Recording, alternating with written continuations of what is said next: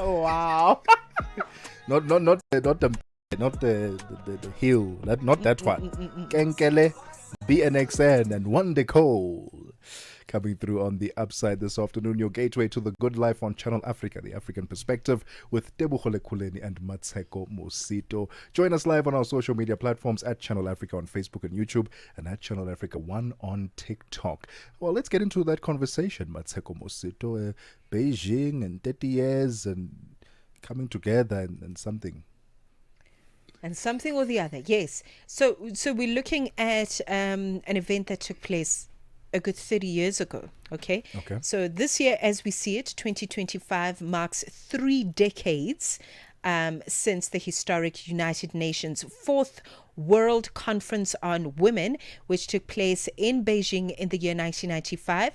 This is a conference that had produced the Beijing Declaration and Platform for Action, a landmark framework that reshaped the global agenda on matters of gender equality, women's rights, and African leadership during that defining moment had been both visionary and bold, which actually makes sense because we're looking at commemorating this particular occasion this year. So to reignite the original spirit and the original spirit of this particular gathering in Beijing in the year 1995, the Beijing 30 Plus Advocacy Group joined forces with the Pan-African Parliament, or PAP as some may know it, for a sitting under the theme commemorating 30 years of Beijing Platform for Action, Accelerating Gender Equality in Africa. Still very relevant in terms of subject matter. And this is an event, as we'd mentioned earlier, that took place on the 6th of November 2025 in Midrand at the Pan-African Parliament headquarters. And it gathered 200 African feminine leaders, government officials with their global representation was seen in the room as well.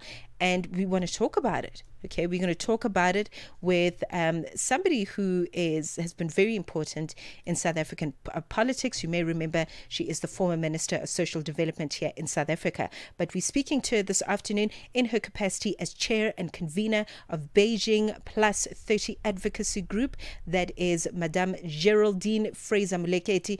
Welcome to the show, Mmatsheko. Thank you very much for the time this afternoon. Good afternoon, and good to be on your show. Thank you for taking up this important global agenda as well. Yeah. Absolutely. Very, very important. And, you know, as I was talking about the significant and the agenda that actually shaped the space of equality, women's rights, very important, and still a relevant conversation in the year 2025. Perhaps let's go back to the year 1995 and the significance of the gathering back then. So 1995 for us as a country was quite a, shall I use the term, heady time? It was 18 months into our new democracy. It was a time when we had an interim constitution that the world looked towards, especially as it related to equality of peoples, taking into account all rights. Our Bill of Rights is very clear on all aspects of it, whether it's equality from the perspective of gender, sexual orientation, looking at the issue of religion and everything else. So our preparation for the Beijing conference itself had led to a major, almost national movement. I was then Deputy Minister of what was referred to the Department of Welfare and Population Development. And our focus was very clearly looking at how we could use this process to be quite far-reaching and reaching out to all women across the country and across all parts, urban, rural, women in all sectors and so on. But we did so not only as South Africans, we did so as Africans as well, because Africa had quite a strong movement around this. And we had a regional conference that took place in Dakar, Senegal, led by the Senegalese Minister of Women at that particular point in time. Also of significance is the fact that, Africa held the position of Secretary General of the Fourth World Conference of Women by the United Nations. And in this instance, the Secretary General was Ambassador Gertrude Mongella. Much later, she became the first president of the Pan-African Parliament. And this is also the significance. But let me pause and revert back to you. We're currently in conversation with Geraldine Fraser-Moleketi, former Minister for Public Service and Administration and current chair and convener of the Beijing Plus 30 Advocacy Group. And we'll continue our conversation with her right after this. It's 22 minutes after 3 p.m. Central African Time. Gender-based violence is destroying lives and tearing communities apart. It happens in homes, in schools, at workplaces, and too often in silence. But it doesn't have to continue. If you see it, speak out. If you are hurting, reach out. Because doing nothing is not an option. Listen to all 19 SABC radio stations from Wednesday, 23rd of July for hard talk, discussions, advice, dramas, educational shows, and interviews around GBV with experts, survivors, lawmakers, and the whole country affected by gender-based violence. For all your favorite SABC radio stations, call 0800 428 428 to report abuse or get help. GBV, it ends with you. This message is brought to you by the SABC. Tebogo and Mmatsheko from the upside. 23 minutes after 3 p.m. Central African Time. A revolution with no going back. That's how Tanzanian stateswoman Honorable Gertrude Mongella once described the Beijing Declaration, adopted 30 years ago at the historic 1995 UN Conference on Women in Beijing. Fast forward to 2025, over 200 African women leaders, policymakers, and gender advocates gathered at the Pan-African Parliament in Midrand under the theme commemorating 30 years of the Beijing Platform for Action, accelerating gender equality in Africa. The goal, to reignite the bold spirit of 1995, to assess the gains and to confront the unfinished business of equality. And to tell us a bit more about it, we are joined on the line by Geraldine Fraser-Moleketi, former Minister for Public Service and Administration and current chair and convener of the Beijing Plus 30 Advocacy Group. Geraldine, let's talk about the declaration itself, seen by many as very radical at the time, the Beijing Declaration. In what ways has Africa lived up to or even fallen short of the commitments made on that declaration? So let's just take people on a journey as we look at the Beijing conference. And the journey starts from Mexico, which was the first UN Women's Conference. The second one was 5 years later in Copenhagen. Okay. The third one was on the very African continent in Nairobi, Kenya, where we looked at the whole question of women in development. And, the theme then was, how do we take that forward?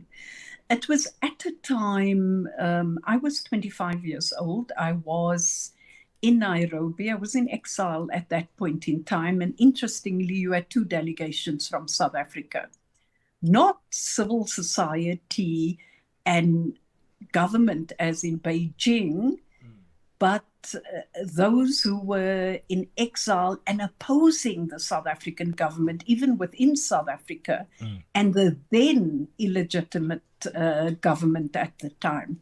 We then fast forward to Beijing. And in Beijing, there was the large NGO conference, and we had the country delegation that was at the intergovernmental conference. And there were 17,000 women in Beijing from across the world. It wasn't only Africa making a mark and claiming its space. It was women saying, we're going to shape our future and our policy. Did we make a mark? Yes, we did. So let's look at some progress. When you look at the 12 critical areas, one of those areas looks at the role of women in politics and decision making. The country that has the most women, largest number of women in parliament is on the African continent, and that's Rwanda. South Africa, and whether you look at Namibia, the numbers have always been above 40%. Again, we the leaders in the world as it comes to that. When you look at some of the policies that were put in place as a result of this global platform of action with the 12 critical areas, 189 countries adopted this unopposed, unanimously. And I think that was watershed, because this was the moment when we brought to the fore issues that were marginalized. And for Africa, we looked at the girl child. For Africa, we also looked at the issue of gender mutilation. And I think for feminists across the world, they had to look at how they were going to engage with these issues. Because here we were saying, as women, we're shaping our gender, and as we shape our gender, we're also going to claim it. The whole issue of women in conflict, one of the issues on that agenda, I think sadly, this is still a reality for us. It's a reality for us and the women in the Sudan and in South Sudan. It's a reality for us, for the women in the Democratic Republic of Congo. And it's not only in one part of the Congo, as many would think. It is across the Congo, and the way in which that country has been fragmented. It's also looking at parts of Ethiopia. And we are saying it's time that women's bodies should not be seen as a battlefield.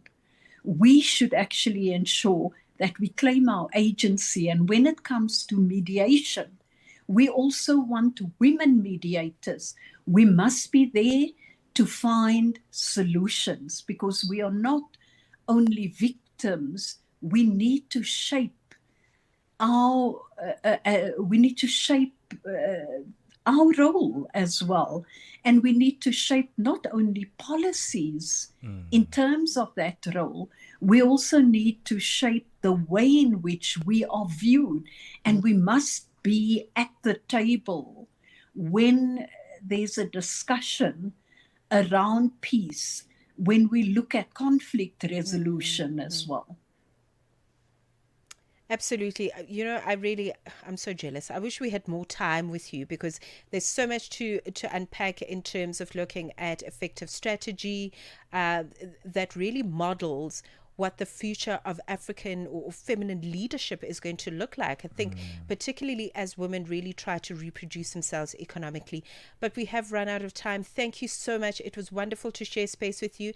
And I think this is such an important gathering that took place at the Pan-African Parliament in South Africa, because it's not just an exercise for intellectual vigor, you know, or for people to just gather and have conversation.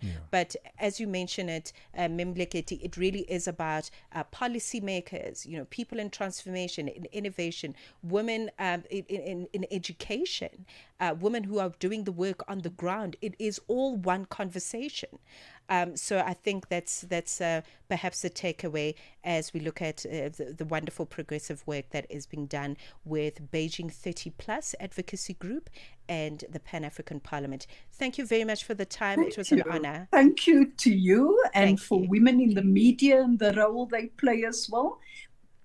Thank you. very much. Thank you very much. That is the voice of Geraldine Fraser-Moleketi, Chair and Convenor of Beijing Plus 30 Advocacy Group. It is 3:31. Sports on